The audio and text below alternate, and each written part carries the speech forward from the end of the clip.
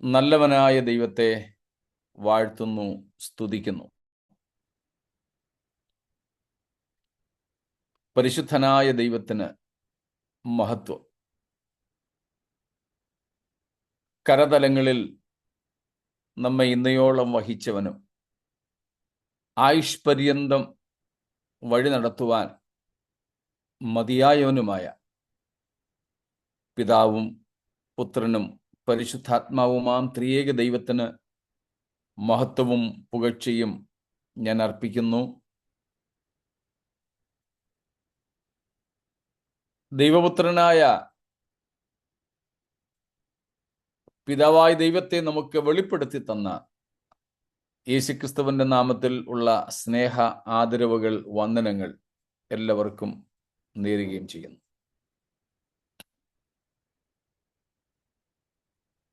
എത്ര ശുഭകരമാണ് നമുക്കൊരുമിച്ച് ദൈവസന്നിധിയിലേക്ക് അടുത്തു വരുവാൻ സാധിക്കുന്നത്. ബദ്ധപ്പാടുകൾ പലതും ഉണ്ട് എന്നെനിക്കറിയാം. പലരും പകലത്തെ ജോലിക്ക് ശേഷം വന്നവരാണ്. ചിലർക്ക് മറ്റൊരു ടൈം സോണിലാണ് ഇനിയും പകലത്തെ ജോലികളൊക്കെ ബാക്കി കിടക്കുന്നതേ ഉള്ളൂ. പ്രഭാതമാണ് അവിടെ. എങ്കിലും ചിലരാണെങ്കിൽ ഡ്യൂട്ടിയിൽ ഇരുന്നു കൊണ്ടാണ് ഇത് കേൾക്കുന്നത്, സംബന്ധിക്കുന്നതെന്നും എനിക്കറിയാം. കർത്താവ് എല്ലാവരെയും അനുഗ്രഹിക്കട്ടെ. സ്തോത്രം. ഏലിയോട് കർത്താവ് പറഞ്ഞ, ഏലി മഹാപുരോഹിതനോട് കർത്താവ് പറഞ്ഞ ഒരു കാര്യം, എന്നെ മാനിക്കുന്നവനെ ഞാൻ മാനിക്കും, എന്നെ നിന്ദിക്കുന്നവർ നിന്ദിതരാകും. കർത്താവിന് സ്തോത്രം. നമ്മുടെ ജീവിതത്തിലെ എല്ലാം കൊണ്ടും, നമുക്ക് എന്തെല്ലാം ഉണ്ടോ അവയെല്ലാം കൊണ്ടും ദൈവത്തെ മാനിക്കുവാൻ നമുക്ക് കൃപയേകട്ടെ. അതിനായിട്ട് ഞാൻ ആഗ്രഹിക്കുന്നു, ആശംസിക്കുകയും ചെയ്യുന്നു. സ്തോത്രം. ദൈവവചനത്തിലേക്ക് നമ്മൾ ശ്രദ്ധ തിരിക്കുകയാണ്. എബ്രായ ലേഖനം 1-ാമത്തെ അധ്യായം 4 മുതൽ 14 വരെയുള്ള വാക്യങ്ങളാണ് നാം ചിന്തയ്ക്കായിട്ട് എടുത്തിരിക്കുന്നത്. അതിൽ 4 തൊട്ട് 13 വരെ കർത്താവായ യേശുക്രിസ്തുവിൻ്റെ ദൈവത്വം നിമിത്തം എങ്ങനെ ദൂതന്മാരുടെ മേൽ, അല്ലെങ്കിൽ ദൂതന്മാരെക്കാൾ യേശുക്രിസ്തു ശ്രേഷ്ഠനായിരിക്കുന്നു എന്ന് വിശദീകരിച്ചിരിക്കുന്നു. 2-ാം അധ്യായത്തിൽ പ്രത്യേകിച്ച് 5 മുതൽ 18 വരെ യേശുക്രിസ്തു തൻ്റെ മനുഷ്യത്വത്തിലും ദൂതന്മാരെക്കാൾ മനുഷ്യത്വത്തിൽ അല്പം താഴ്ച വന്നവനാണെങ്കിൽ കൂടെ എങ്ങനെ ആ ശ്രേഷ്ഠ പദവിക്ക് അർഹനായി എന്നത് നമ്മൾ നോക്കിക്കാണുകയാണ്. അവിടേക്ക് ദൈവം അനുവദിക്കുന്നെങ്കിൽ നമുക്ക് പിന്നീട് പോകാം. ഇപ്പോൾ നമ്മൾ 4 തൊട്ട് 14 വരെയുള്ള വാക്യങ്ങളിലാണ്. നമ്മൾ എന്നും വായിക്കുന്ന 3, 4, 5 കൂടെ ചേർത്ത് വായിച്ചാട്ടെ.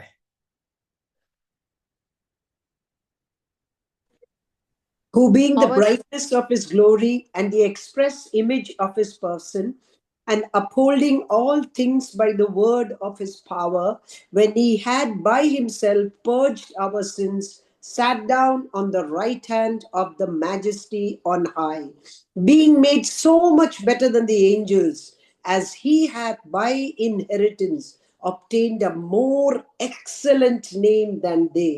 For unto which of the angels said he at any time, Thou art my son, this day have I begotten thee? And again, I will be to him a father, and he shall be to me a son. Praise God. Thank you, Alice Auntie.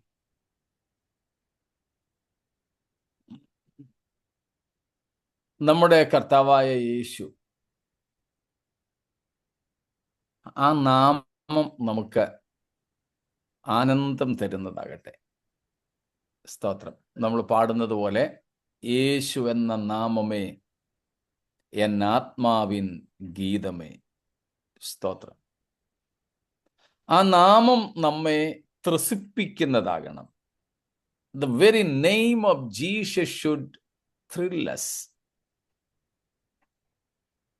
Praise God.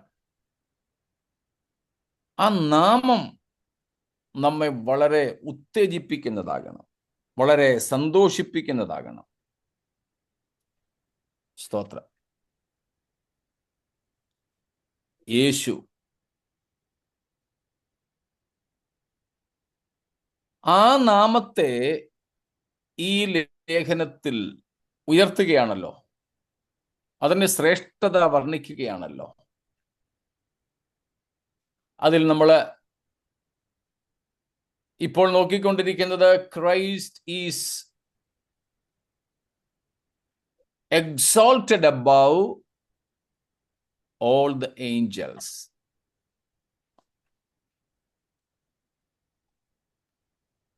His name is above all the angels. His rank, his relation, his reign, everything is above angels. യേശുവിൻ്റെ നാമം, പദവി, അധികാരം,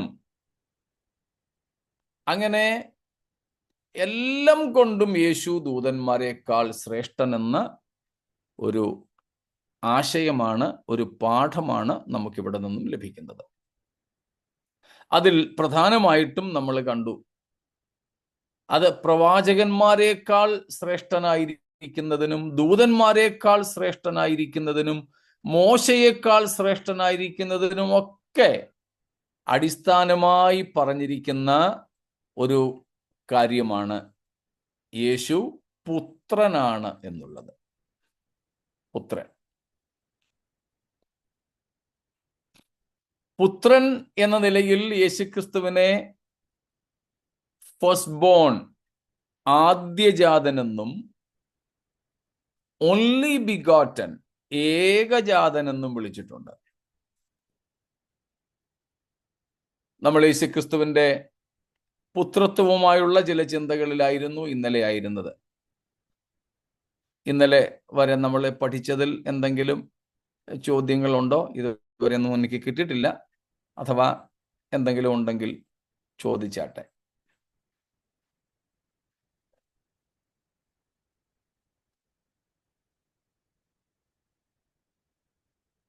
ഒന്നുമില്ല എന്ന് കരുതട്ടെ.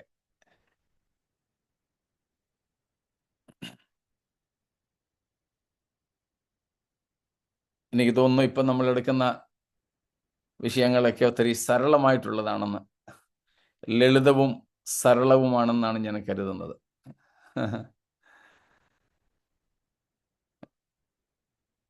ഇപ്പോൾ ചോദ്യങ്ങൾ കുറവാ, അതുകൊണ്ട്.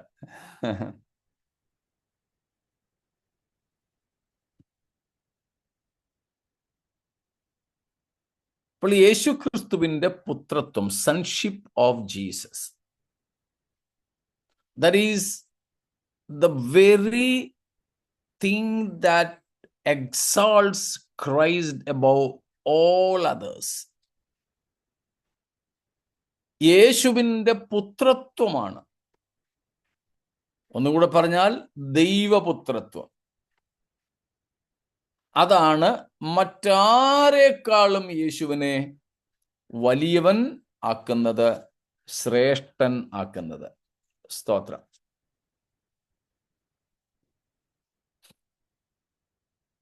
നാട്ടിലൊരു പറച്ചിലുണ്ട്, അച്ഛന്റെ കുപ്പായം കാണുന്നത് കപ്പിയാർക്ക് ഭയങ്കര പേടിയാ, പക്ഷേ അച്ഛന്റെ കൊച്ചമ്മ കൊച്ചിനെ കിടത്തുന്നത് ചിലപ്പോൾ കുപ്പായം വിരിച്ചിട്ടാണ്. കൊച്ചമ്മ എന്ന് പറഞ്ഞ് മനസ്സിലായല്ലോ, അച്ഛന്റെ ഭാര്യ. അപ്പം ആ ഒരു റിലേഷൻഷിപ്പ്, ആ ഒരു ഇൻറ്റിമസി, സ്തോത്രം,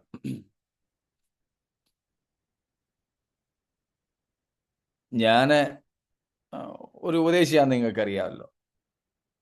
ചിലപ്പം എൻ്റെ മക്കളോ എൻ്റെ അനന്തരന്മാരൊക്കെ വർഷങ്ങളായിട്ട് എൻ്റെ കൂടെ ആരെങ്കിലും ഒക്കെ മാറിയും തിരിഞ്ഞുകൊണ്ട് ഇവരൊക്കെ ചിലപ്പോൾ എന്നോട്, മക്കളൊക്കെയാ, എന്നോട് ഒത്തിരി അടുത്ത് ഇടപഴകുന്നത് കാണുമ്പം ചിലർക്കൊക്കെ യോ പാസ്റ്ററോടാണോ? അപ്പൊ ചില സമയത്ത് പിള്ളേർ പറഞ്ഞിട്ടുണ്ട്, നിങ്ങൾക്കാ പാസ്റ്റർ, ഞങ്ങൾക്ക് പപ്പായാണ്. ആ മനസ്സിലായോ? ആ റിലേഷൻഷിപ്പ്, ആ റിലേഷൻഷിപ്പ്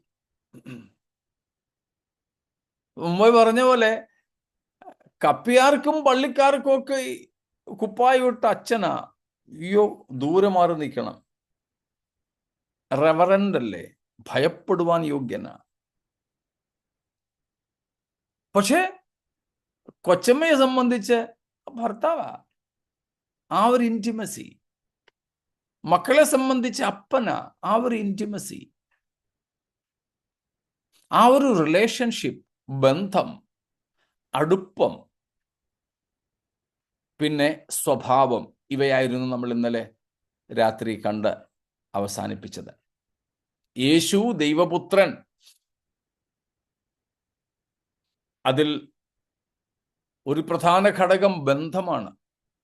മറ്റൊന്ന് പ്രകൃതം അഥവാ സ്വഭാവം. സ്തോത്രം. The relationship and nature, character or characteristics. These are the two major elements in the sonship. പുത്രത്വത്തിൽ അടക്കം ചെയ്തിരിക്കുന്ന പ്രധാനപ്പെട്ട രണ്ട് ഘടകങ്ങൾ ഇവ രണ്ടുമാണെന്ന് നമ്മൾ കണ്ടു. സ്തോത്രം. ആ റിലേഷൻഷിപ്പ് എന്ന് പറയുമ്പോൾ ആ സ്നേഹബന്ധം അതിനകത്തിലുണ്ട്. ആ love fellowship that the triune God enjoyed even from the past eternity. മുൻകാല നിത്യത മുതൽക്ക് ത്രിയേക ദൈവം പരസ്പരം അനുഭവിച്ചു കൊണ്ടിരുന്ന ആ സ്നേഹബന്ധം. സ്തോത്രം. അതിനെക്കുറിച്ച് അധികം നമ്മുടെ ഇടയിൽ അങ്ങനെ പറഞ്ഞ് കേൾക്കാറില്ല. പക്ഷെ അതും കൂടെ നാം ചിന്തിക്കേണ്ടതുണ്ട്. നമ്മൾ പല പ്രാവശ്യം അത് ചിന്തിച്ചിട്ടുണ്ട്, ത്രിയേകത്വത്തെക്കുറിച്ച് പഠിച്ചപ്പോൾ ഉൾപ്പെടെ. അതിനുശേഷവും പലപ്പോഴും നമ്മൾ ആ ഭാഗങ്ങൾ എടുത്തിട്ടുണ്ട്. അതുകൊണ്ട് നമ്മൾ അതിനെ വിശദീകരിക്കാൻ പോകുന്നില്ല.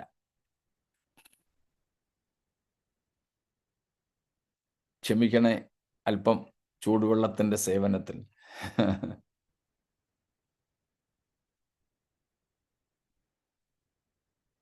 അല്പം ഒരു ആശ്വാസം കിട്ടും, അതുകൊണ്ടാണ്.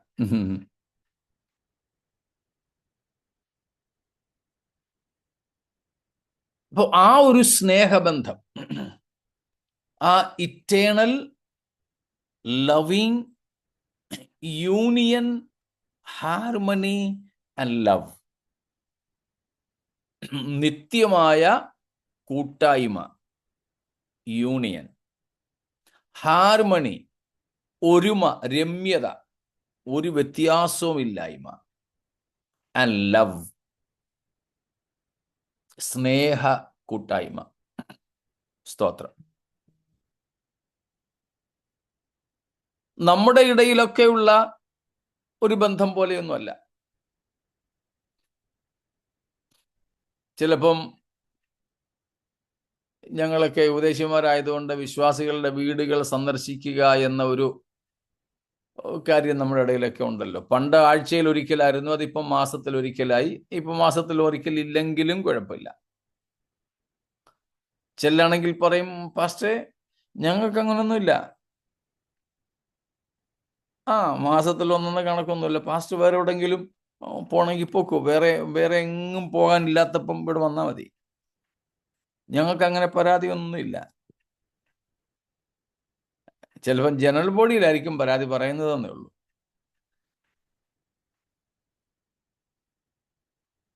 ഏതായാലും അങ്ങനത്തെ ഒരു സിസ്റ്റം നമ്മുടെ ഇടയിലുണ്ട്. ഇപ്പൊ ചില വീടുകളിലൊക്കെ ചെന്നാൽ ചെല്ലുന്നവരുടെ ഒരു പ്രൈസലോടൊക്കെ പറഞ്ഞ് കയറ്റിയിരുത്ത്, എന്തുണ്ട് വിശേഷം, സന്തോഷമായിരിക്കുന്നു, നേരിട്ട് ഇങ്ങോട്ടാണോ വരുന്നേ, അതെവിടെയും പോയിട്ട് വരികയാണോ, ഈ ഒന്ന് രണ്ട് കാര്യങ്ങളൊക്കെ ചോദിച്ചു കഴിഞ്ഞാൽ പിന്നെ അങ്ങോട്ടും ഇങ്ങോട്ടും ഒരു ഒന്നുമില്ല, ഇങ്ങനെ ചുമ്മാ കുത്തിയിരിക്കുക. പിന്നെ ചിലപ്പോൾ പറയും, എടി ചായ എടുത്തുണ്ടോ.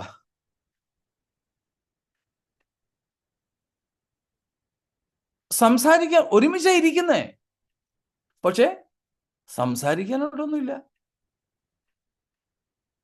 എന്നാൽ ചിലരോ, ഇന്നലെ ഞാൻ രാവിലെ യോഗത്തിന് പോയെടുത്ത് എന്നെ കൊണ്ടുപോയ എൻ്റെ ഒരു ആത്മീയ സ്നേഹിതനുണ്ട്. ജോലി ചെയ്യുന്നയാളാണ്, കർത്താവിൻ്റെ വേലയിലും അദ്ദേഹം പങ്കാളിയാണ്. ഞങ്ങൾ ഒരുമിച്ച് ഇവിടുന്ന് പോയി. ഏതാണ്ട് 1 മണിക്കൂർ മിച്ചം ഞങ്ങൾ ഒരുമിച്ച് യാത്ര ചെയ്തു. അതായത് ഇന്നലെ രാവിലെ 7:30 തൊട്ട് ഇന്നലെ രാത്രി ഞാൻ യോഗത്തിന് വരുന്നത് വരെ, നിങ്ങൾ കണ്ടതാണല്ലോ യോഗത്തിന് വരുന്നത്, അതുവരെ ഞങ്ങൾ ഒരുമിച്ചായിരുന്നു. ചുമ്മാതിരിക്കലായിരുന്നു, ഞങ്ങൾ സംസാരിച്ചുകൊണ്ടേ ഇരിക്കുകയായിരുന്നു. ഇന്ന് എനിക്ക് വോയിസ് മെസ്സേജ് ഇട്ടു, പാസ്റ്റർ ഇന്നലെ മുഴുവനും നമ്മൾ ഒരുമിച്ചുണ്ടായിരുന്നു, സംസാരിച്ചെങ്കിലും ഒരു കാര്യം പറയാൻ മറന്നുപോയെന്ന്. അദ്ദേഹത്തിനും അങ്ങ് ചിരി വന്നു. ഏതാണ്ട് ഒരു 14 മണിക്കൂറോളം ഒരുമിച്ചുണ്ടായിരുന്നു, സംസാരിച്ചുകൊണ്ടേ ഇരുന്നിട്ടും സംസാരിച്ചു തീർന്നില്ല. ആ ബന്ധമാണത്. ചില വീടുകളിൽ അങ്ങനെയാണല്ലോ, വീട്ടുകാർ തമ്മിൽ, ഭാര്യയും ഭർത്താവും അപ്പനും അമ്മയും മക്കളും തമ്മിൽ. ചിലാണെങ്കിൽ ഒന്നുമില്ല, ഇച്ചിരി വെള്ളം വേണം, ഇന്നാ വെള്ളം, തീർന്നു, സംഭാഷണം ഇല്ല. പിതാവും പുത്രനും പരിശുദ്ധാത്മാവും തമ്മിലുള്ള ബന്ധം അങ്ങനെ ആയിരുന്നില്ല. യേശു കർത്താവ് ഇത് പറഞ്ഞത് നമ്മൾ യോഹന്നാൻ 17-ാം അധ്യായത്തിൽ നിന്ന് പല പ്രാവശ്യം വായിച്ച് കേട്ടല്ലോ, അതുകൊണ്ട് ആവർത്തിക്കുന്നില്ല. അപ്പോൾ പിതാവും പുത്രനും തമ്മിലുള്ള ബന്ധം, ദ റിലേഷൻഷിപ്പ്, ആ റിലേഷൻഷിപ്പിന്റെ കാര്യം പറഞ്ഞത്. ഒന്ന്, കമ്മ്യൂണിയൻ ഉണ്ട്, കമ്മ്യൂണിക്കേഷൻ ഉണ്ട്.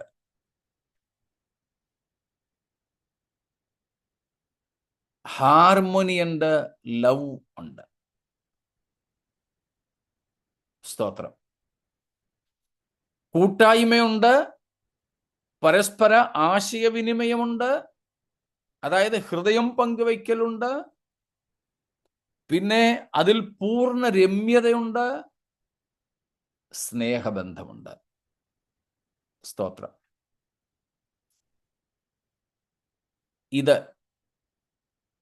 പുത്രനെ മറ്റാരേക്കാളും, ദൂതന്മാരെക്കാളും ശ്രേഷ്ഠനാക്കുന്നു.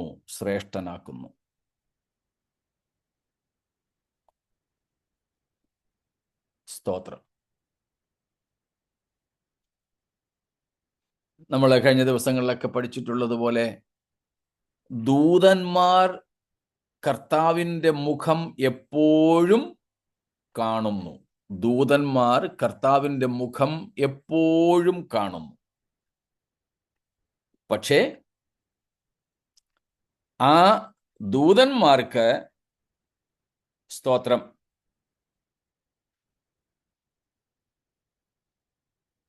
ദൈവത്തിൻ്റെ മുഖം എപ്പോഴും കാണുന്നുണ്ടെങ്കിലും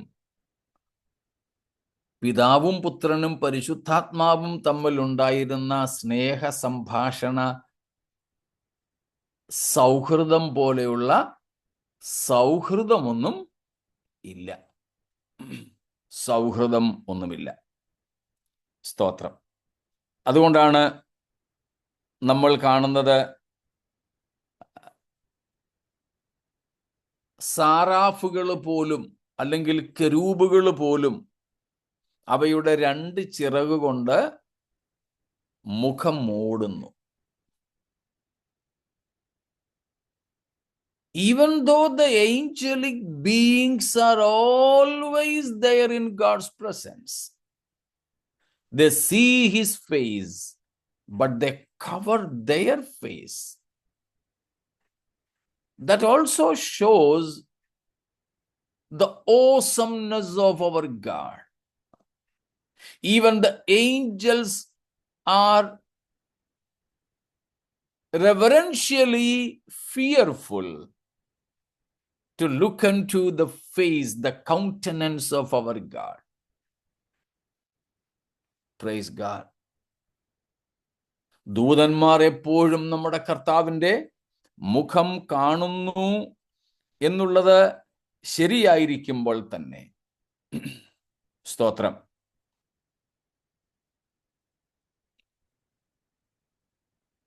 അവർ അവരുടെ 2 ചിറകുകൾ കൊണ്ട് അവരുടെ മുഖം മൂടി തിരുമുമ്പാകെ നിൽക്കുന്നെന്ന് പറയുമ്പോൾ, കർത്താവിൻ്റെ ആ മുഖ തേജസ്സിന്റെ മുമ്പിൽ ഈ ദൂതന്മാർക്ക് പോലും ഭക്തിയാദരവുകളാലുള്ള ഭയം തോന്നുന്നു.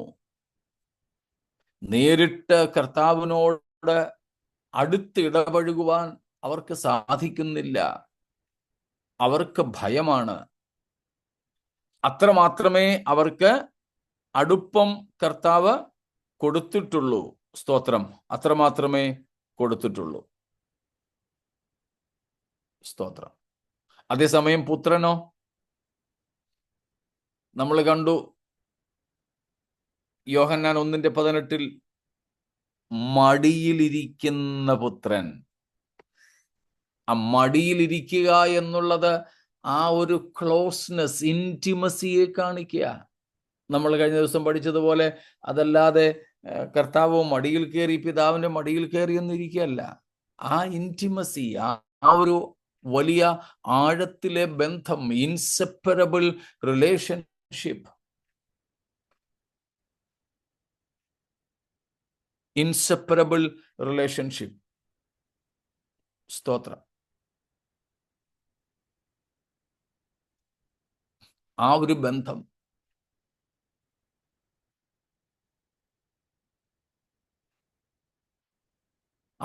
വേറെ ആർക്കും ഇല്ല. എന്നാൽ കർത്താവായ യേശുക്രിസ്തുവിൽ കൂടെ മനുഷ്യരായ നമുക്ക് ആ ഒരു ബന്ധം കർത്താവ് നൽകി തന്നു. ദൈവത്തിന് സ്തോത്രം. നമുക്കും ഇന്ന് യേശുക്രിസ്തുവിനെ പോലെ പിതാവിനോട് അടുക്കുവാൻ സാധിക്കുന്നു.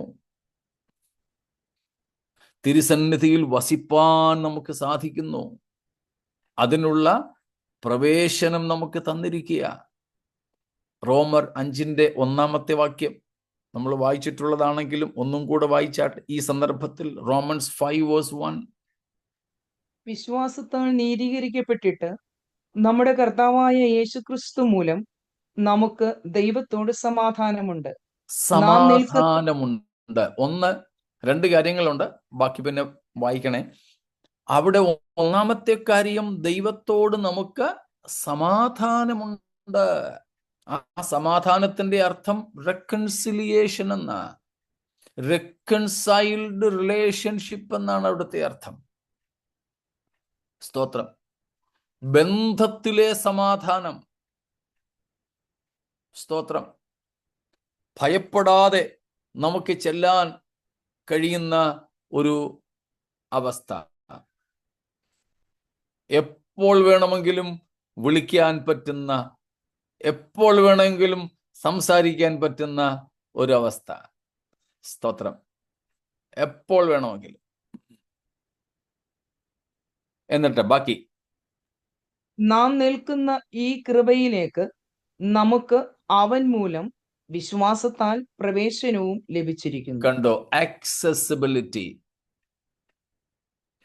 ഇന്ന് നാം നിൽക്കുന്ന കൃപയിലേക്ക് പുത്രൻ മൂലം പ്രവേശനവും സിദ്ധിച്ചു. നമുക്ക് പ്രവേശനം ഉണ്ടായി. മുമ്പോ പ്രവേശിക്കാൻ പറ്റില്ലായിരുന്നു. നമ്മൾ പഠിച്ചിട്ടുള്ളത് പോലെ അങ്ങ് പ്രാകാരങ്ങളിൽ, ഔട്ടർ കോർട്ട്സ്, അവിടെ സ്ത്രീകൾക്കുള്ളത് a court for women, a court for Jewish men, a court for gentiles, non Jews. ഇങ്ങനെ വിവിധമായ കെട്ടിയടച്ച പ്രാകാരങ്ങൾ, കോർട്ട്യാർഡ്സ്, അരമതിലിന്റെ മുകളിലൂടെ ജസ്റ്റ് ഒന്ന് നോക്കാം, കാണാം, പ്രവേശനമില്ല. ഇവൻ കാഴ്ച പോലും ഉണ്ടായിരുന്നില്ല അതിവിശുദ്ധ സ്ഥലത്തേക്ക്. ഭിത്തിക്ക് തുല്യമായ കനത്തിൽ തൂക്കിയിട്ടിരുന്ന തിരശീല. എന്നാൽ കർത്താവായ യേശു മുഖാന്തരം നമുക്ക് ലഭിച്ച ഏറ്റവും വലിയ സ്വാതന്ത്ര്യം, the utmost freedom we received through Christ is the freedom of entry, freedom of entrance. കർത്താവായ യേശുക്രിസ്തുവിലൂടെ നമുക്ക് ലഭ്യമായ ധാരാളം സ്വാതന്ത്ര്യങ്ങളുണ്ട്. അതിൽ ഏറ്റവും വലുതും ഒന്നാമത്തേതുമായ സ്വാതന്ത്ര്യം നമുക്കിപ്പോൾ കർത്താവിന്റെ സന്നിധിയിലേക്ക് പ്രവേശനം സാധിച്ചിരിക്കുന്നു. That also a free entry, no fees to be remitted, nothing to be given. Praise God. സ്തോത്രം. അതും എങ്ങനെ? ബോൾഡ്ലി. 4:16 എബ്രായരിലേക്ക് വരുമ്പോൾ നമുക്ക് കാണാം, ധൈര്യത്തോടെ അടുത്ത് ചെല്ലാം, ധൈര്യത്തോടെ അടുത്ത് ചെല്ലാം. അപ്പൊ നമുക്ക് ലഭിച്ച ഏറ്റവും വലിയ സ്വാതന്ത്ര്യം എന്ന് പറയുന്നത് കർത്താവിന്റെ സന്നിധിയിലേക്കുള്ള സൗജന്യമായ പ്രവേശനമാണ്. അത് ആരിൽ കൂടെയാ ലഭിച്ചത്? പുത്രൻ, ജീസസ് ക്രൈസ്റ്റ്, യേശു ക്രിസ്തുവിലൂടെ, പുത്രനിലൂടെ. പുത്രന് പിതാവിങ്കലുള്ള അതേ സ്വാതന്ത്ര്യം. ഹല്ലേലൂയ, സ്തോത്രം. The very freedom Jesus has with the Father, we also are blessed with.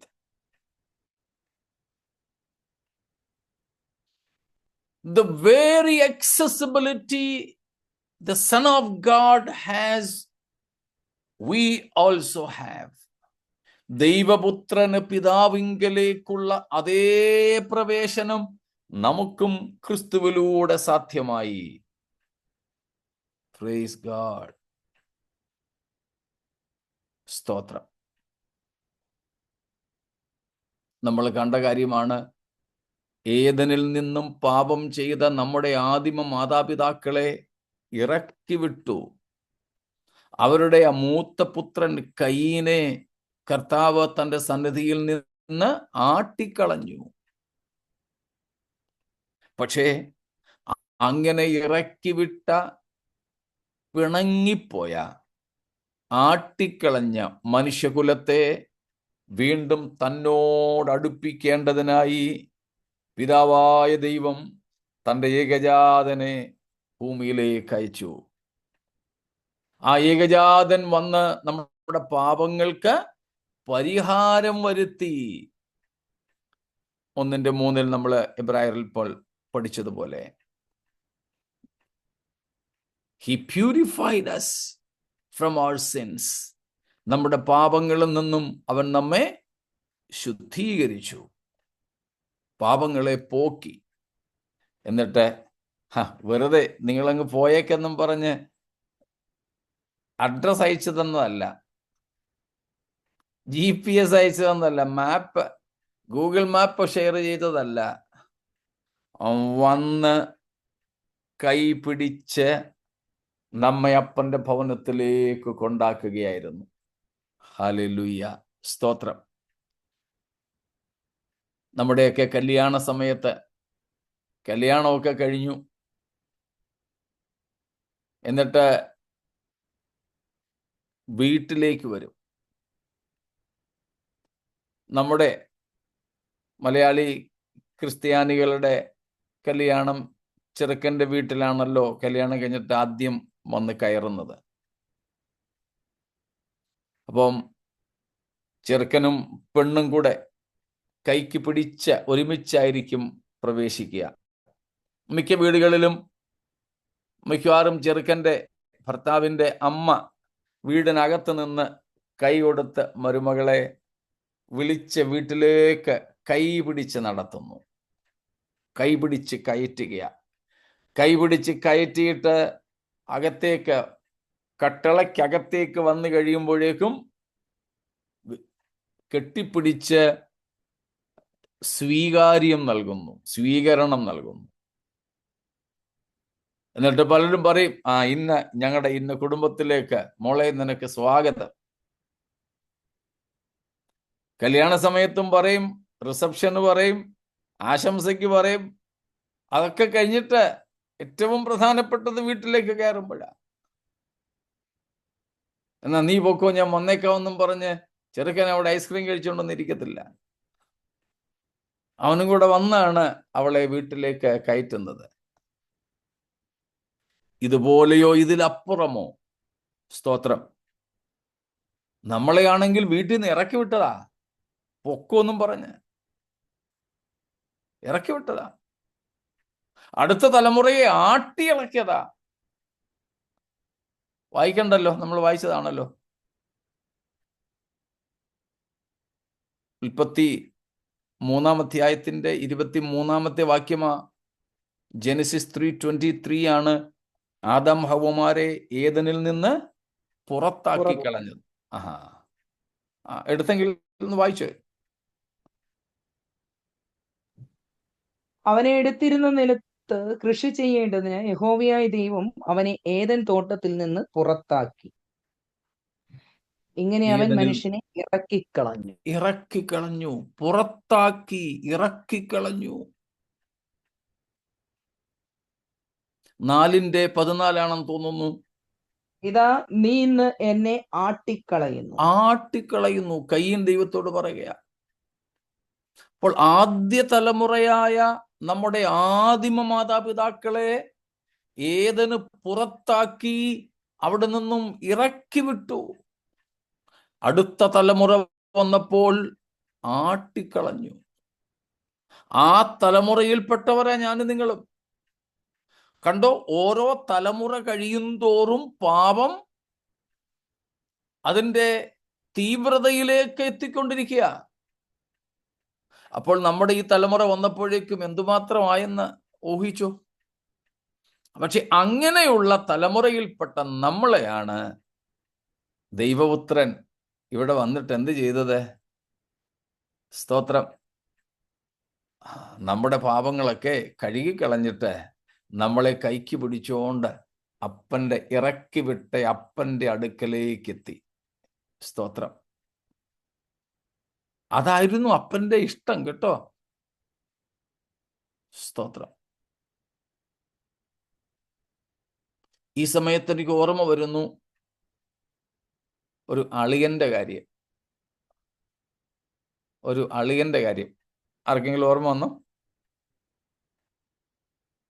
ദാവീദിന്റെ അളിയന്റെ കാര്യം പറഞ്ഞു. യോനാഥാൻ. ശൗൽ ദാവീദിനോട് ഭയങ്കര കലിപ്പില, ദേഷ്യത്തില. ദാവീദിന് മനസ്സിലായി. പക്ഷെ യോനാഥാൻ സമ്മതിക്കുന്നില്ല. അങ്ങനൊന്നുമല്ല, നിനക്ക് തോന്നുവാടാ, അത് അന്നേരം പപ്പ ഇച്ചിരി ടെൻഷനിലായിരുന്നോണ്ടാ, അല്ലാതെ നിന്നോട് അങ്ങനെ പ്രശ്നമൊന്നുമില്ല. പക്ഷെ ദാവീദ് സമ്മതിച്ചില്ല. കാരണം ദാവീദിനല്ലേ കുന്തം കൊണ്ട് പലപ്പോഴും കുത്തുകൊള്ളേണ്ടി വന്നത്. ഒഴിഞ്ഞു മാറിയെങ്കിലും ഒടുവിൽ അവർ തമ്മിൽ നടത്തിയ സന്ധി സംഭാഷണമൊക്കെ നമുക്കറിയാം. അതൊന്നും ഞാൻ വിവരിക്കേണ്ടതായില്ല. ഒടുവിൽ പറഞ്ഞു, എന്നാ ശരി, ഞാൻ ഒന്നും കൂടെ അറിയാം, അതുവരെ നീ ഇവിടെ ഒളിച്ചിരിക്കെ. എന്നിട്ട് നമുക്കറിയാമല്ലോ, ശൗലിന്റെ അടുക്കൽ ആ പ്രത്യേക മന്ത്രിസഭാ യോഗത്തിൽ പ്രധാനപ്പെട്ടയാളായിരുന്ന ദാവീദ് വരാതിരുന്നതിനെ ചൊല്ലി കാര്യങ്ങളൊക്കെ അറിഞ്ഞു. അപ്പോൾ ദാവീദിനോട് കൊല്ലാനുള്ള ദേഷ്യം ശൗലിന് ഉണ്ടെന്നുള്ളത് യോനാഥാന് മനസ്സിലായി. എന്നാൽ ഇവിടെ കർത്താവായ യേശു അതിനേക്കാൾ പാപം ചെയ്തിറങ്ങിപ്പോരുന്ന നമ്മളെ കൈക്ക് പിടിച്ച് തിരിച്ചപ്പന്റെ വീട്ടിലേക്ക് കൊണ്ടുപോയതുപോലെ, എന്നാൽ വാളിയ ഞാൻ പപ്പായോട് സംസാരിച്ച് കാര്യങ്ങൾ ക്രമപ്പെടുത്താമെന്നും പറഞ്ഞ് യോനാഥാൻ ദാവീദിനെ കൊണ്ടുപോയോ? ഇല്ല. അവർ വയലിൽ വെച്ച് കെട്ടിപ്പിടിച്ച് കരഞ്ഞ് പിരിഞ്ഞതേ ഉള്ളൂ. സ്തോത്രം. നമ്മൾ സാധാരണ കേൾക്കുന്നത് പോലെ യോനാഥാൻ വീട്ടിലേക്കും ദാവീദ് കാട്ടിലേക്കും പോയി. ആ യോനാഥാനെ പോലെയല്ല നമ്മുടെ കർത്താവ്. എന്നാ പിന്നെ അങ്ങനെ അളിയാന്നും പറഞ്ഞ് കെട്ടിപ്പിടിച്ച് ഉമ്മയും തന്ന് വിട്ടില്ല. പകരം ആ കർത്താവ് എന്താണോ പിതാവിനെയും നമ്മയും തമ്മിൽ അകറ്റിയത്, അതിന് പരിഹാരം വരുത്തിയിട്ട്, സ്തോത്രം, നമ്മുടെ കൈ പിടിച്ച് അപ്പന്റെ സന്നിധിയിലേക്ക് കൊണ്ടുപോയി. അതാണ് നാം വായിച്ചത്. He is our peace. He made peace between God and man. സ്തോത്രം. അവൻ നമ്മുടെ സമാധാനം. സ്തോത്രം. അവൻ നമ്മെ ഒന്നാക്കി പിതാവിനോട് നമ്മെ നിരപ്പിച്ചു. പിതാവിന്റെ സന്നിധിയിലേക്ക് രക്ഷാനായകനായി നടന്നെടുക്കുകയാണ്. As the captain of our salvation, he is marching unto the father's house. We all are behind him. സ്തോത്രം.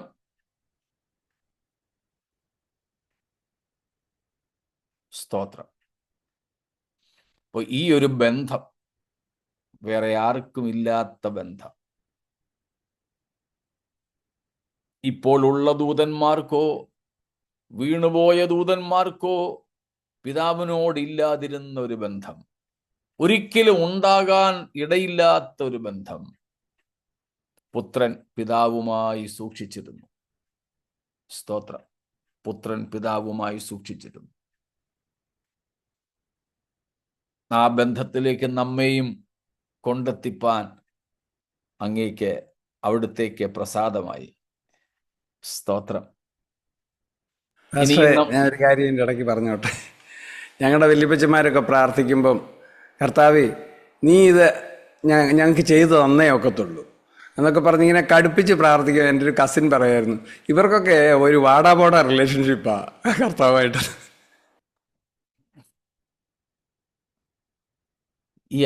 കർത്താവുമായിട്ടുള്ള ഒരു ബന്ധം പലരും ആ നിലയിൽ കാണുന്നവരുണ്ട്. സ്തോത്രം. അപ്പോൾ തന്നെ ദൈവത്തിൻ്റെ ആ ദൈവത്വത്തോട് നമുക്ക് ഈ അടുപ്പം ഒരിക്കലും ബഹുമാനമോ ഭക്തിയോ കുറച്ചു കളയില്ല. തീർച്ചയായും ആ ഒരു ഇൻറ്റിമസി, ആ ഒരു ആക്സസിബിലിറ്റി, അവിടെ വായിക്കുന്ന നല്ല എന്ത് മനോഹര പ്രയോഗമാ. ഇന്ന് നാം നിൽക്കുന്ന കൃപയിലേക്ക് അവൻ മുഖാന്തരം നമുക്ക് പ്രവേശനവും ലഭിച്ചു, എൻട്രി കിട്ടി. സ്തോത്രം. സ്തോത്രം. ആ ഒരു വാടാ പോടാ റിലേഷൻഷിപ്പ്, ആ ഒരു ഇൻറ്റിമസിയാണത്. സ്തോത്രം. ആ ഒരു ആഴത്തിലെ ബന്ധം. സ്തോത്രം.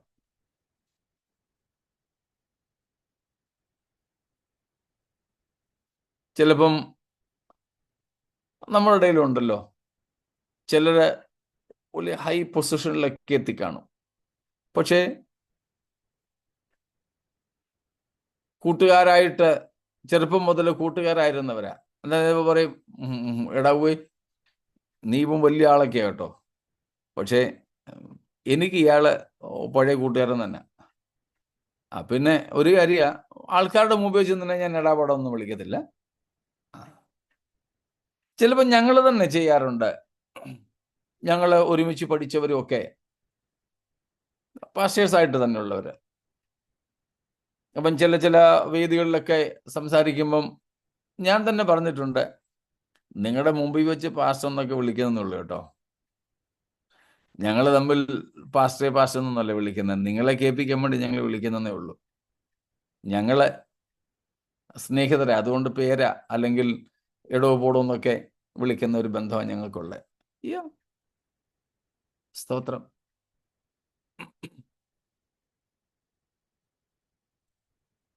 അപ്പൊ ദൈവവുമായിട്ട് അങ്ങനത്തെ ഒരു ബന്ധത്തിലേക്ക് ദൈവം പുത്രൻ നമ്മെ കൊണ്ടെത്തിച്ചു.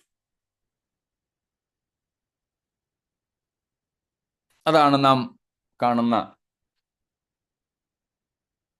യേശുക്രിസ്തുവിൻ്റെ ദൂതന്മാരെക്കാൾ ശ്രേഷ്ഠൻ എന്ന പുത്രത്വത്തിൻ്റെ പദവി. സ്തോത്രം. എന്തെങ്കിലും ചോദ്യങ്ങളോ കമൻസോ വല്ലതും ഉണ്ടോ?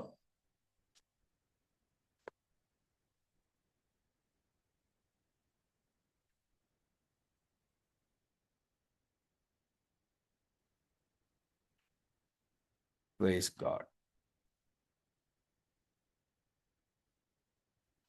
ഒന്നും ഇല്ല എങ്കിൽ വീണ്ടും നമുക്ക് മുൻപോട്ട് പോകാം.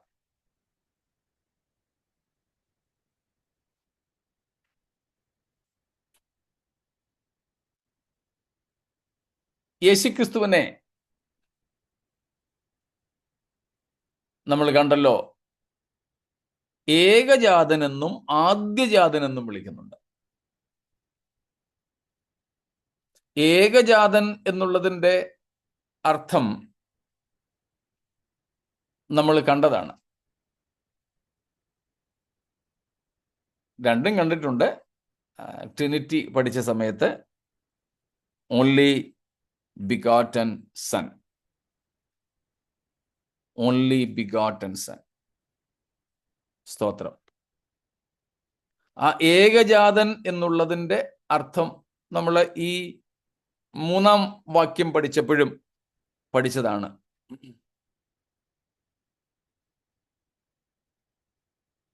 പിതാവിൻ്റെ അതേ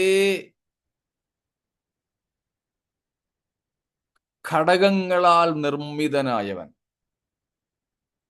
പിതാവിൽ എന്തെല്ലാം ഉണ്ടോ അതെല്ലാം തന്നിലും ഉൾക്കൊള്ളുന്നവൻ, എല്ലാറ്റിലും തൻ്റെ നിത്യത്വത്തിൽ ഉൾപ്പെടെ എല്ലാറ്റിലും പിതാവിനോട് തത്തുല്യനായവൻ എന്നൊക്കെ നമ്മൾ പഠിച്ചതാണ്. അതുപോലെ തന്നെ ഉള്ള ഒരു പ്രയോഗമാണ് യേശുക്രിസ്തു ദൈവത്തിൻ്റെ ആദ്യജാതൻ, ഫസ്റ്റ് ബോൺ. First bone. അപ്പോൾ ഫസ്റ്റ് ബോൺ എന്നുള്ളതിൻ്റെ അർത്ഥം അതൊരു സമയത്തെ കുറിക്കുന്നതല്ല എന്ന് നമ്മൾ പഠിച്ചിട്ടുണ്ട്. എല്ലാവരെക്കാളും ആദ്യം ജനിച്ച മൂത്ത മകൻ എന്ന് നമ്മൾ മനസ്സിലാക്കുന്ന രീതിയിലല്ല വേദപുസ്തകം ഫസ്റ്റ് ബോൺ എന്ന് പറയുന്നത്. യേശുക്രിസ്തുവിനെ ഫസ്റ്റ് ബോൺ, ആദ്യജാതൻ എന്ന് വിളിച്ചിരിക്കുന്ന പ്രധാനപ്പെട്ട 4-5 പുതിയ നിയമ ഭാഗങ്ങളുണ്ട്. അവ ഒന്ന് ഓടിച്ച് നോക്കാം. അപ്പോഴേക്കും ചിലപ്പോൾ നമ്മുടെ സമയം തീരും. There are 5 New Testament passages which we will just try to see chronologically. ഒന്നാമത് Colossians 1:15, കൊലോസ്യർ 1:15.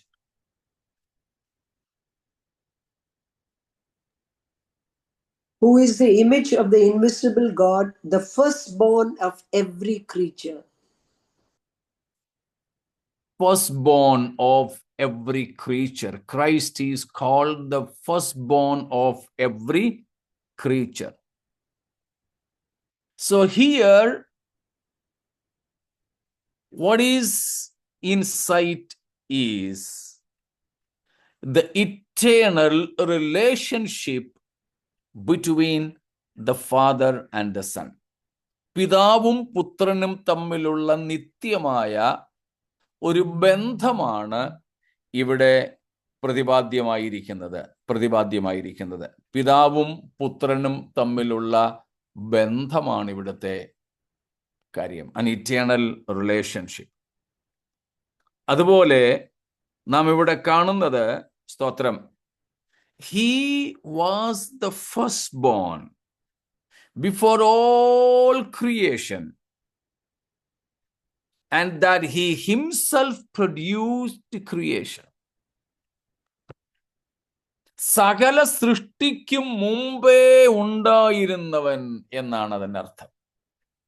He was before all creation because he created everything. സ്തോത്രം, താനാണ് സകലത്തെയും ഉണ്ടാക്കിയത്. 16-ാമത്തെ വാക്യം കൂടെ, 16 also please. For by him were all things created that are in heaven and that are in earth, visible and invisible, whether they be thrones or dominions or principalities or powers. All things were created by him and for him. Praise God. So as he was the firstborn, he was there before all these things were created, because he himself is the creator of everything, all things. സ്തോത്രം.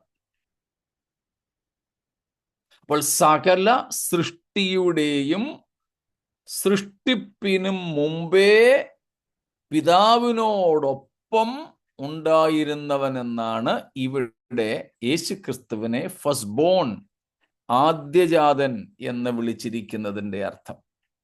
കാരണം സകലവും അവനാലും അവനു വേണ്ടിയും സൃഷ്ടിക്കപ്പെട്ടിരിക്കുന്നു. സകലത്തിൻ്റെയും സ്രഷ്ടാവ് ഈ ആദ്യജാതനായ പുത്രൻ തന്നെ. സ്തോത്രം. അതല്ലാതെ സകലത്തിൻ്റെയും ആദ്യമായി ഉണ്ടാക്കപ്പെട്ടവൻ എന്ന അർത്ഥത്തിലല്ല, സകലത്തിനും മുമ്പേ ഉണ്ടായിരുന്നവൻ എന്ന അർത്ഥത്തിൽ. സ്തോത്രം. രണ്ടാമത്തെ ഭാഗമാണ് 1:18, കൊലോഷ്യൻസ് 1:18, കൊലോസ്യർ 1:18 വാക്യം.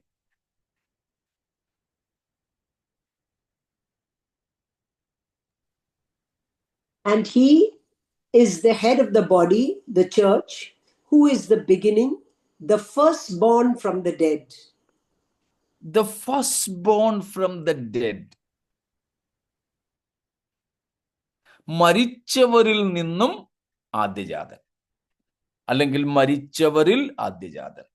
റെവലേഷൻ 1:5, വെളിപ്പാട് 1:5 നമ്മൾ ഇതേ കാര്യം തന്നെ കണ്ടിട്ടുണ്ട്. ഭൂരാജാക്കന്മാർക്ക് അധിപതിയും മരിച്ചവരിൽ നിന്ന് ആദ്യജാതനുമായവൻ. യേശുക്രിസ്തുവിന് മുമ്പ് തന്നെ പലരും ഉയർത്തിട്ടുണ്ടല്ലോ.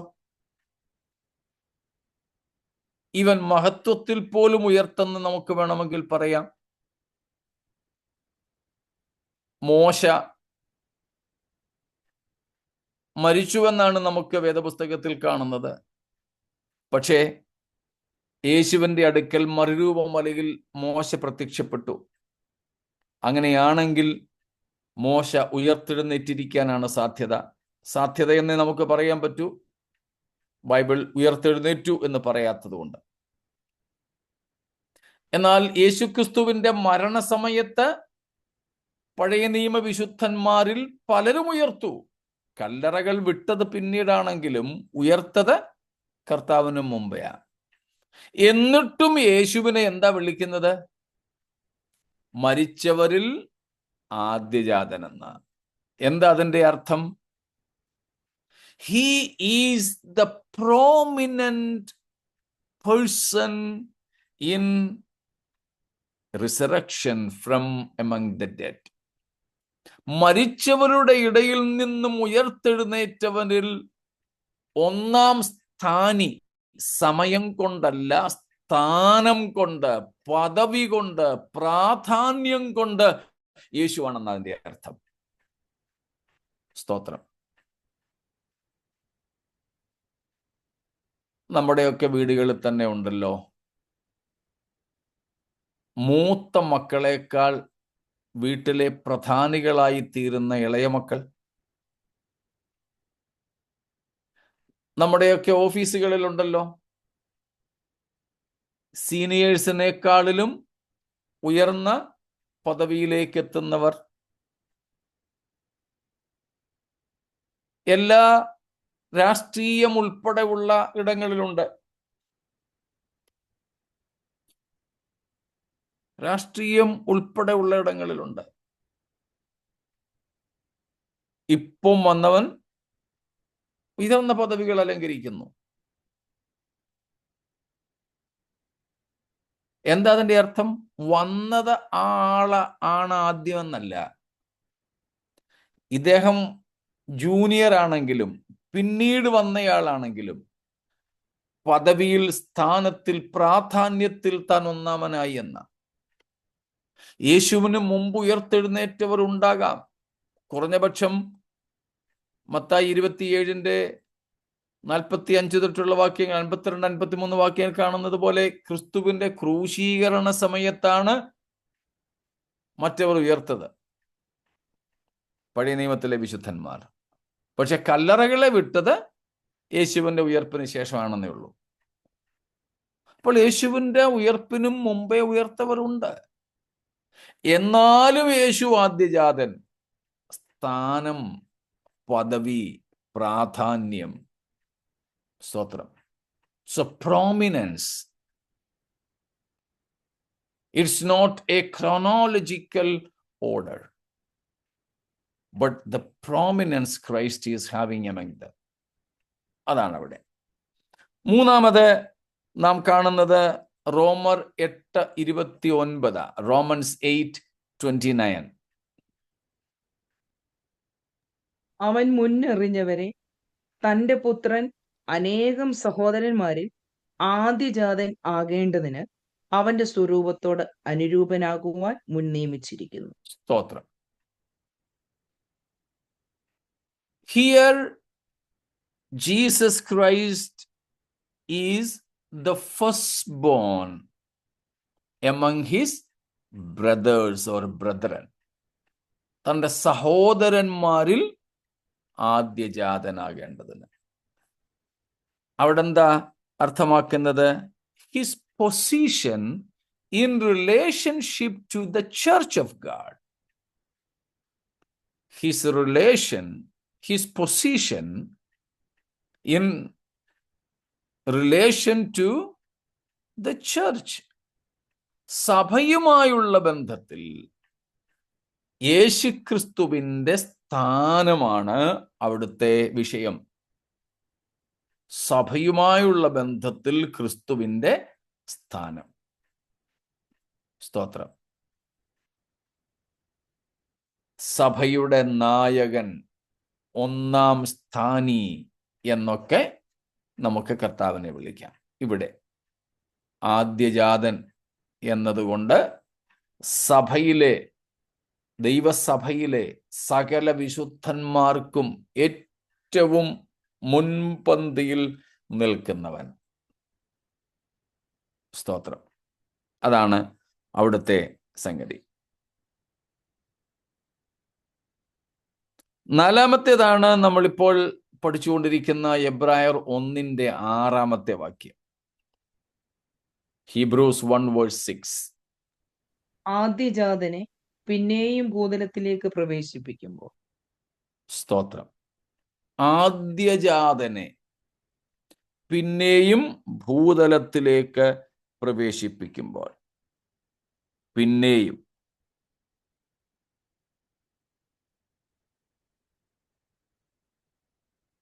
ഇവിടെ എന്താ അർത്ഥമാക്കുന്നത്? It's about the second coming. in contrast with the first. യേശുക്രിസ്തുവിന്റെ രണ്ടാം വരവിനെയാണ് ഇവിടെ ഉദ്ദേശിക്കുന്നത്. രണ്ടാം വരവിനോടുള്ള ബന്ധത്തിൽ യേശുക്രിസ്തു ആദ്യജാതൻ. സ്തോത്രം. പൊതുവെ ആദ്യജാതൻ എന്ന് വിളിച്ചാൽ ഏറ്റവും പ്രധാനിയായവൻ എന്നാണ്. കാലത്തിന്റെ സമയത്തിന്റെ ക്രമത്തിൽ ആദ്യമുണ്ടായവൻ എന്നല്ല. സ്തോത്രം. തൻ്റെ ആ ഒരു പ്രാധാന്യത്തിലാണ് ഇവിടുത്തെ ആദ്യൻ എന്ന പ്രയോഗം. പ്രാധാന്യം കൊണ്ട്. നമ്മുടെ രാഷ്ട്രപതി പ്രഥമ പൗരൻ അല്ലെങ്കിൽ പ്രഥമ വനിത എന്നാണല്ലോ അറിയപ്പെടുന്നത്. അത് വെച്ച് നമ്മുടെയൊക്കെ നമ്മുടെ എന്ന് പറയാനൊക്കത്തില്ല, ചില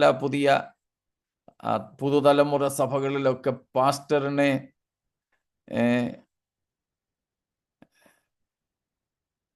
ഒന്നാം പൗരൻ എന്ന നിലയിലാണ് വിളിക്കുന്നത്.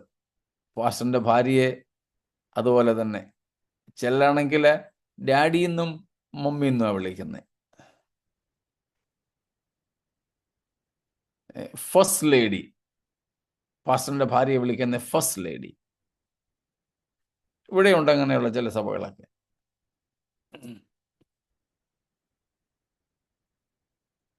അപ്പോൾ പ്രാധാന്യമാണ് അവിടെ കാണിക്കുന്നത്. അഞ്ചാമത്തേതാണ് നാം കാണുന്നത്. പിന്നീട് ഇങ്ങോട്ട് വരുമ്പം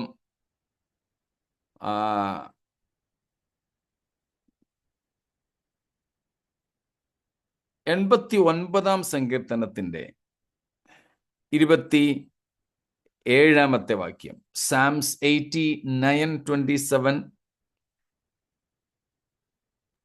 ഞാൻ അവനെ ആദ്യജാതനും ഭൂരാജാക്കന്മാരിൽ ശ്രേഷ്ഠനും.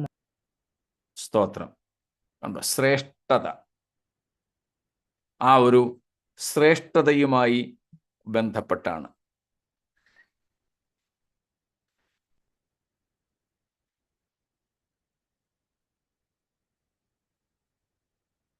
അതുകൊണ്ട് എബ്രായർ 11:28 കൂടെ നമ്മൾ അവിടേക്ക് വരും എങ്കിൽ കൂടെ 11:28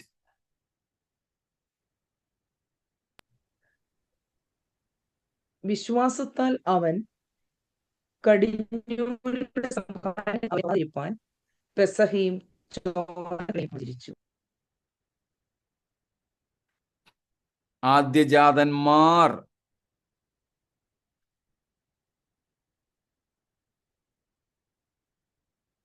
നമ്മളെ വിളിച്ചിരിക്കുന്നതോ 12:23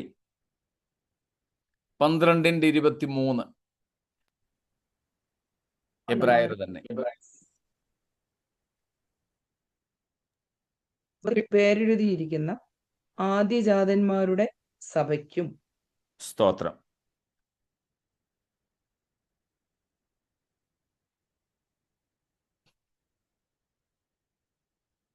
സഭയെ വിളിക്കുന്നത് ആദ്യജാതന്മാരുടെ സഭ. അപ്പോൾ ഈ ആദ്യജാതന്മാരുടെ എന്ന് പറയുന്നത് കൊണ്ട് അവിടെ അർത്ഥമാക്കുന്നത് ഇവരെല്ലാവരും ഏറ്റവും ആദ്യം ജനിച്ചവരെന്നാണോ? അല്ല. ദൈവത്തിൻ്റെ പദ്ധതിയിൽ പ്രധാനികൾ അല്ലെങ്കിൽ പ്രാധാന്യമുണ്ടായിരുന്നവർ എന്നർത്ഥമാണ്. അപ്പോൾ ശ്രേഷ്ഠന്മാർ എന്ന നിലയിലാണ്. ഈ 4 പ്രധാനപ്പെട്ട വാക്യങ്ങളാണ് പുതിയ നിയമത്തിൽ യേശുക്രിസ്തുവിനെ ആദ്യജാതൻ എന്ന് വിളിച്ചിരിക്കുന്നത്. അഞ്ചാമതൊന്ന് ഒരല്പം വ്യത്യാസത്തോടെയാ യോഹന്നാൻ പറയുന്ന കാര്യമാണ്. യോഹന്നാൻ 1:30 വാക്യത്തിലുള്ളത്. അതാണ് അഞ്ചാമത്തെ റെഫറൻസ്. ബാക്കി പറഞ്ഞതൊക്കെ നാലാമത്തേതിനോട് അതിൻ്റെ ക്രോസ് റെഫറൻസസ് ആയിരുന്നു. അഞ്ചാമത്തേത് യോഹന്നാൻ 1:30. അവിടെ യോഹന്നാൻ പറയുന്നു യേശു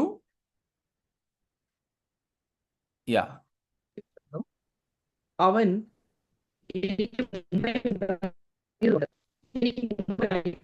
ഞാൻ പറഞ്ഞവൻ. he was the first. He was the first of me. പ്രോട്ടോസ് എന്ന പദമാണ് ഗ്രീക്കിലുള്ളത്. അതുകൊണ്ട് അത് 5ാമത്തെ റെഫറൻസ് ആയിട്ട് എടുത്തേക്കുന്നത്. എനിക്ക് മുമ്പേ ഉണ്ടായിരുന്നവൻ. സത്യത്തിൽ യേശുവാണോ യോഹന്നാനാണോ ജനനം കൊണ്ട് മുമ്പൻ? യോഹന്നാന 6 മാസം മൂത്തതാ. പക്ഷെ ഇവിടെ പറയുന്നു അവൻ എനിക്ക് മുമ്പേ ഉണ്ടായിരുന്നു. സ്തോത്രം. അവിടെയും അർത്ഥമാക്കുന്നത് in regard with me he is the first born or he is the പ്രോട്ടോസ്. അവനാണ് ഞാനുമായുള്ള ബന്ധത്തിൽ ഒന്നാമൻ.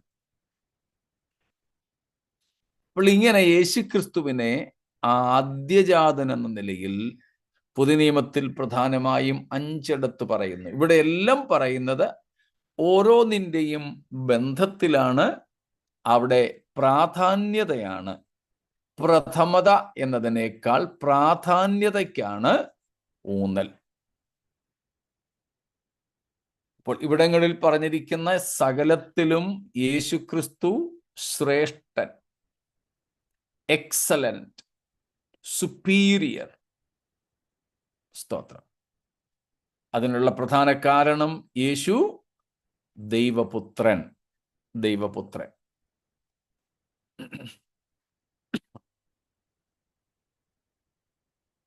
ഒരു ദൂതനും ദൈവപുത്രന്റെ പദവിയില്ല. പിതാവിനോടുള്ള കൂട്ടായ്മയോ ആ ഒരു സ്നേഹ ഊഷ്മളതയോ ഒന്നും തന്നെ അവർക്കാർക്കും ലഭ്യമാകാത്ത പിതാവിനോടുള്ള ബന്ധം ക്രിസ്തുവിലൂടെ നമുക്ക് ലഭ്യമായല്ലോ. ദൈവത്തിന് സ്തോത്രം. നന്ദിയുള്ളവരായി ഈ ദൈവപുത്രനായ ക്രിസ്തുവിൻ്റെ കാൽച്ചുവടുകളെ നമുക്കും പിൻപറ്റാം. നമ്മൾ ദൈവത്തിന് അവകാശികളും യേശുക്രിസ്തുവിനോട് കൂട്ടവകാശികളുമായി തീർന്നിരിക്കുകയാൽ ആ വലിയ ശ്രേഷ്ഠതയോടെ നമുക്ക് കർത്താവിൻ്റെ വരവനായി നോക്കി പാർക്കുവാൻ ഈ വചനങ്ങളാൽ ദൈവം നമ്മെ സഹായിക്കുമാറാകട്ടെ.